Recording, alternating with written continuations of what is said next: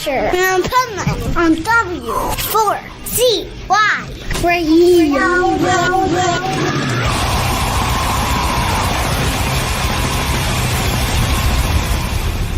Wake up, America! It's time for the Adventures of Pipeman on W4CY.com, West Palm Beach's #1 internet radio station. Here's your host, the Pipeman.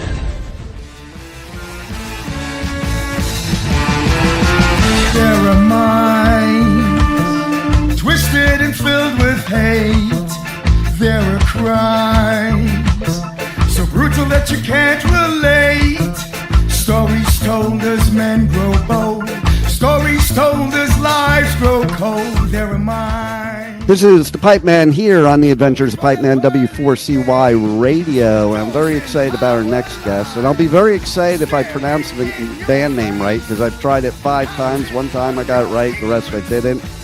But let's welcome to the show. Oh, see, I was going to screw it up right there. I know it. Mephiskapheles. And I 2/3 of the way there, man. I know, I was so there. Mephiskapheles. Yeah, there you go. Okay, see. You got it. All right. Well, you know, I'm an idiot. What can I tell you? But now here's what we're going to do then. Okay, so it's your band. Can you say that band name 10 times fast? Mephiskapheles, Mephiskapheles, Mephiskapheles, Mephiskapheles, Mephiskapheles, Mephiskapheles, Mephiskapheles, Mephiskapheles, Mephiskapheles, Mephiskapheles. Man, I am so impressed with that, because even knowing it would be hard to do that 10 times fast. Oh, look. I've been saying that band name for 33 years, so I kind of got it in my blood. We got somebody else here. Hold on. Let's bring them on. They're only audio. Andre's on with us, only audio. So he's got a face for radio right now. That's right. And we can hear him. He can hear us. Man, see? I knew he'd pull through. Look at that. Okay, so let's see, because I don't know if he heard us. Let's see if he can say your band name 10 times fast. Can you do it? Probably not. Not up to the challenge. I nailed it. Oh, yeah, he did nail it, man. Oh, my God. Hey, he's been practicing. I was so impressed, too, because, like, I was telling him before we even got on, I was like, the first time I said it to myself, like, you know, before the interview, I got it right. And then every time after that, I got it wrong. And then I had him say it to me, and then I got on, and I was like, you can make fun of me if you want when I screw it up, because that'll be funny. And sure as shit, I screwed it up. Happens.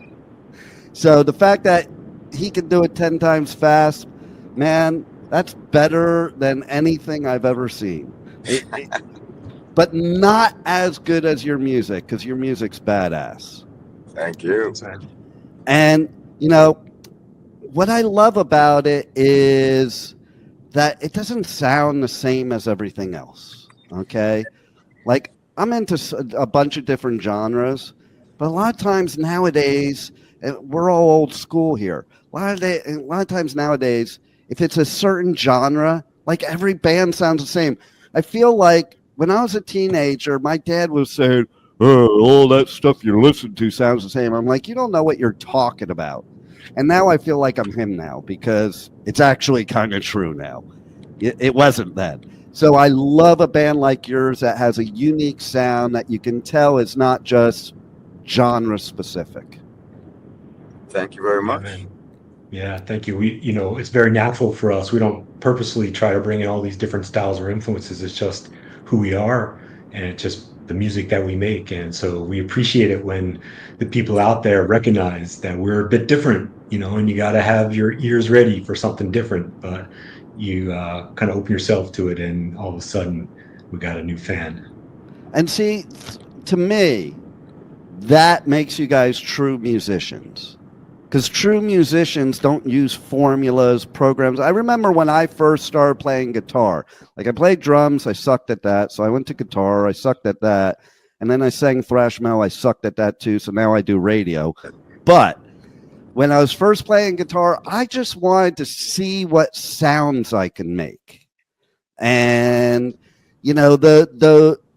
like I wanted to experiment with it. And I remember my dad would be like, you should give that up, you suck. But he didn't get what I was doing. I wasn't trying to make a song. I was just experimenting of what you could do with the guitar. And to me, that is being a musician, although I sucked. So how about you guys?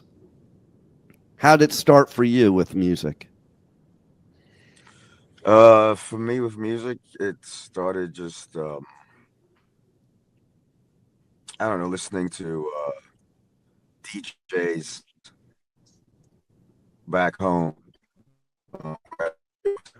It's like a dead end street, and local club there, and people would DJ a lot of rockers and reggae and dub and stuff like that. So that's kind of how I got into music. Plus, also just listening to a lot of calypso and stuff first, and then more rock and roll stuff came after. Nice. And how about you? Yeah. Similar kind of thing, early experiences where you just discovered a sound that became part of you. Early on, I was into rock and roll, but I was also into jazz and reggae. And I tried to play guitar, and it did not work for me. So I switched over to the bass, and it just became a part of me. And I started on electric bass, but then switched to upright bass is what I play in the band now. And, you'll find in our band, which has so many musical influences from metal to jazz to punk, and of course, ska and reggae. And, we just make one crazy soup that it sounds just right when we get it. So, yeah, we are a band of many influences, and that's why we sound different. And to me, I listen to your music, and it's almost like your music is a combination of all the waves of ska, reggae, and then the rock thrown in with it. Yep.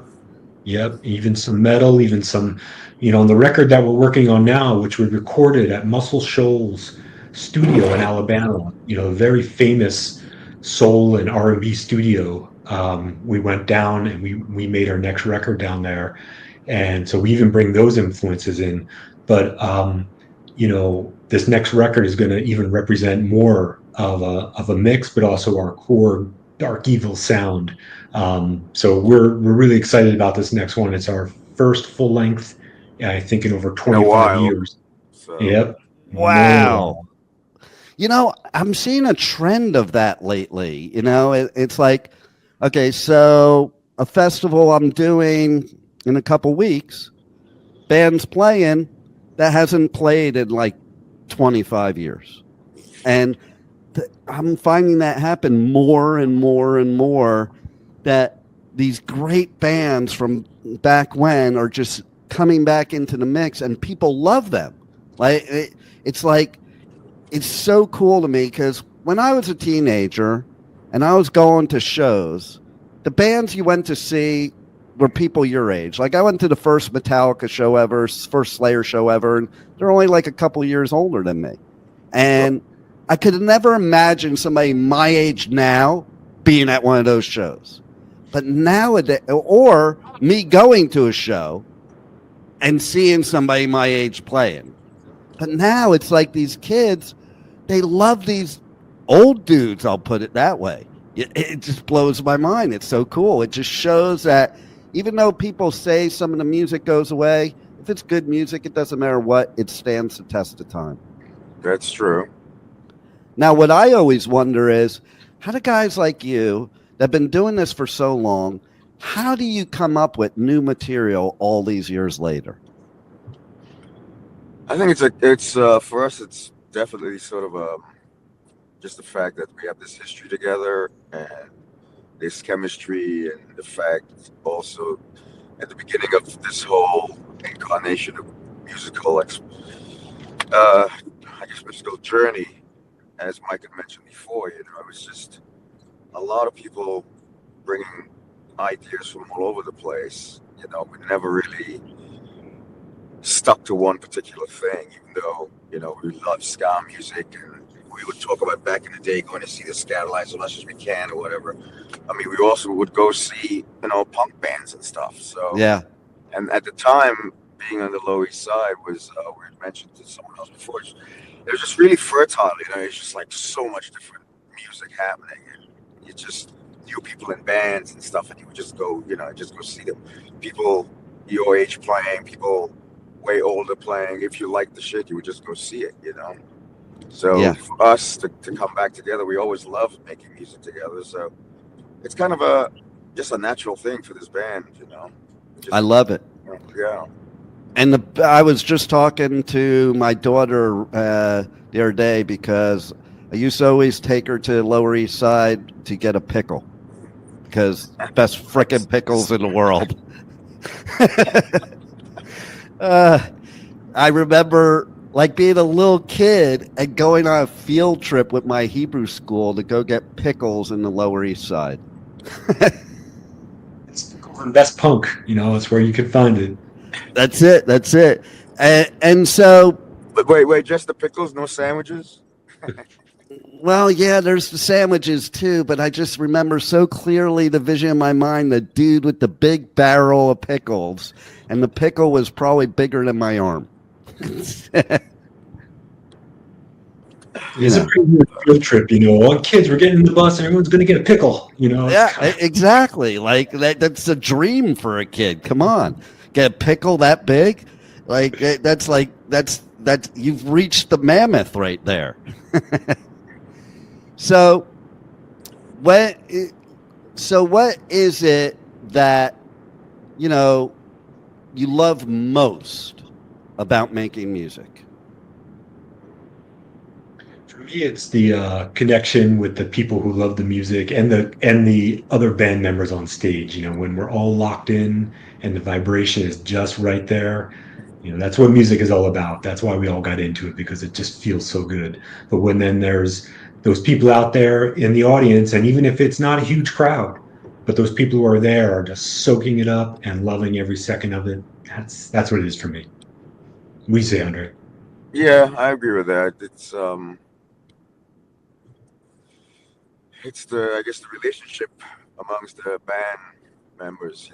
It's like when people are just willing to push themselves and in some ways experiment, do something a little different, and even if it doesn't work, it's still really great because there's always something in there. The whole thing itself at the time of creation might not give you this beautiful diamond, but there's always going to be something in there you can always get back to, and that's what I like about it the most. Nice. And what I love about ska specifically is, especially like ska punk, is like I'm a total metalhead that's also punk, but I'm used to like Slayer pits, but I have way more fun in a ska pit. Like there's nothing more fun than a ska circle pit to me. I've never been in one of those. I think a couple. Yeah, I mean, for us, we always bring the party. Ska's fun music, it's feel-good music, and we bring our own sense of the party. Kind of a dark style, a moody style, a grooving style to it. But it's all about having a good time. Everyone should be out there dancing when we play. Yeah, and that's what makes it feel right. Yeah, and that's why I noticed when you were saying before about the darkness. Like, because I'm glad you said that, because most people don't usually associate ska with that.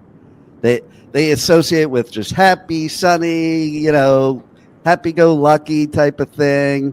And I think it's totally cool that you mix in that dark element, because that dark element is reality. Exactly. And that's the reason we go into music. Like, I go to a show to get all the darkness out of me. So there you go. And so you got the best of all worlds. Yeah. Well, the thing though, people just need, I'm not going to give a history lesson here, but people need to just, if they really want to know about it, they need to just find out the history, the style of the music. I mean, the players were always really great, but the scene of where this music sort of, came from, they're all different type of characters in every sort of scene. And it's not, you know, just happy-go-lucky shit. Because the scene that this came from, like most music scenes, you know, there's going to be bands that I guess sort of epitomize that. But when you really look at the germ of this shit, it's not all happy and whatever, you know, because it's like you said, it's reality. Reality is not all giddy and skipping across the fucking, you know, right. pond and shit, you know. I'm glad you brought that up too, because a lot of people that don't even know the genre, all they think of is going on some cruise to the Caribbean and hearing the calypso music, and they associate that with all, and like that's all of it. And I even learned a lot. You talk about a history lesson. We had a show on my station that was just about ska, and this dude, like, he knew his shit, man. Yeah. He went from the very beginning, went through every wave. And I used to sit there and listen to his show and go, wow, I didn't know that. Because even me, I didn't think of all these different waves of ska. I just knew what I knew. Yeah, well, like most people, I guess. Yeah, 100%. There's some people who know, but really they don't know, you know, so. Yeah. But that's with everything. That's with everything. It's like everybody knows certain bands, certain songs. Yeah. And they think that's the whole genre. Yeah. So, tell us. But what else? I mean, the way the music thing is set up, it's you know, that which is most popular or whatever becomes an earworm, that earworm hit or whatever. And you're like, oh yeah, that's what ska is, or that's what this is, or that's what that is. But it's a broad thing. It's music, you know. It's a broad spectrum of sounds, you know. No doubt. Yeah. No doubt.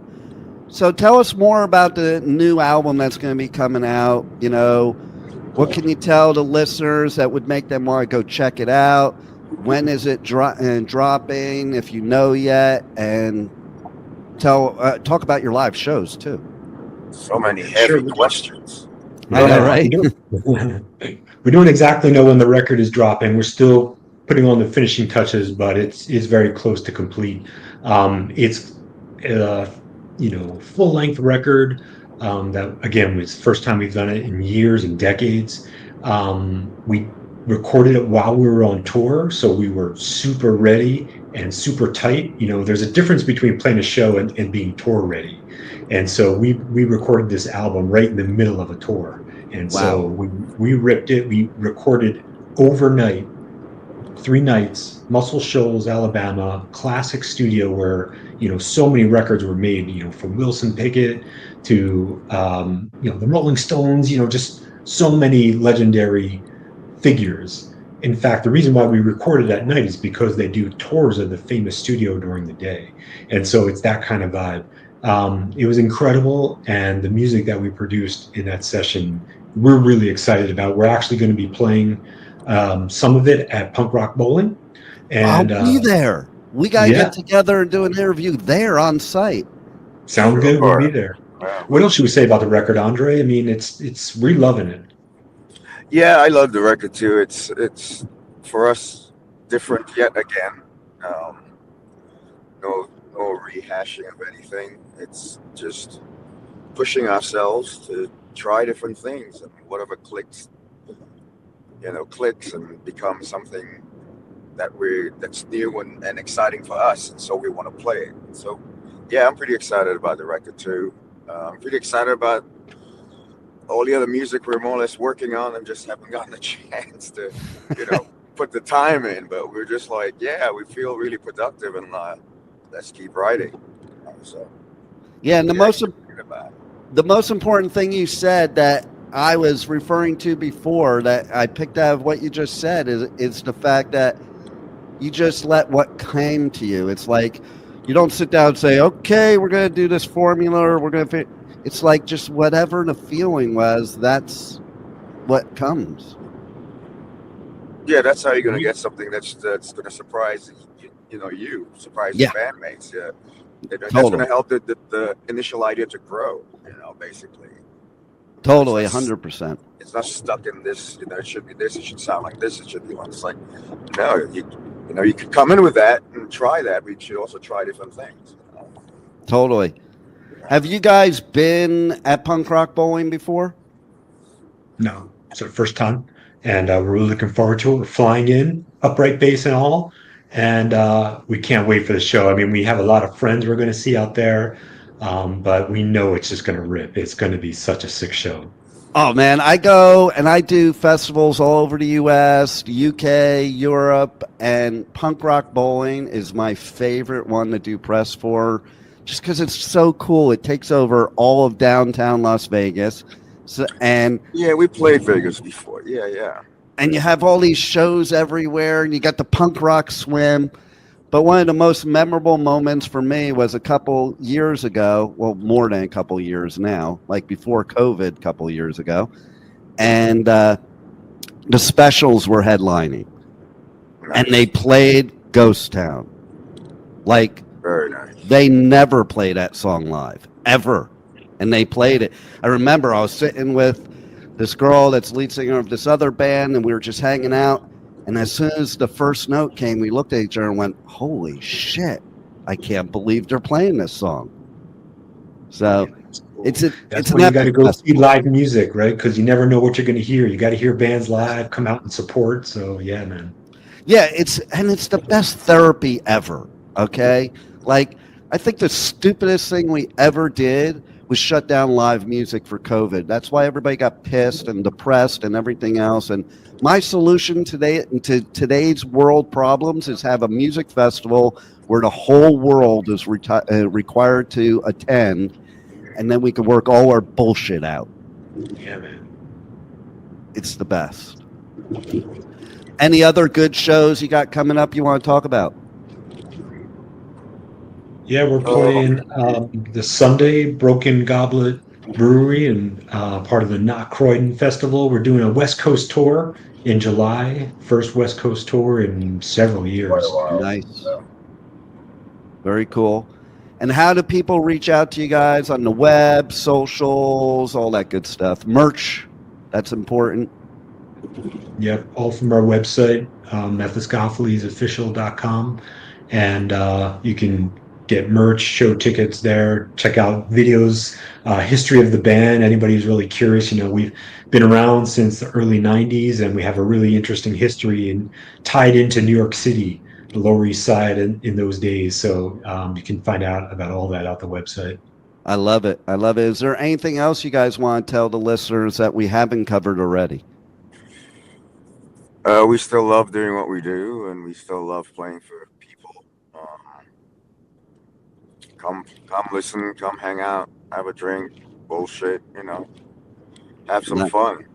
That's what it's about. And check this out, Mephiskapheles. You got it. All right, 10 times in a row. Go.